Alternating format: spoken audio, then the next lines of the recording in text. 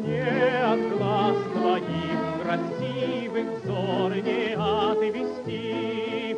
Прошел чуть не полмира, я нигде с такой не встретился, и думать не додумался, что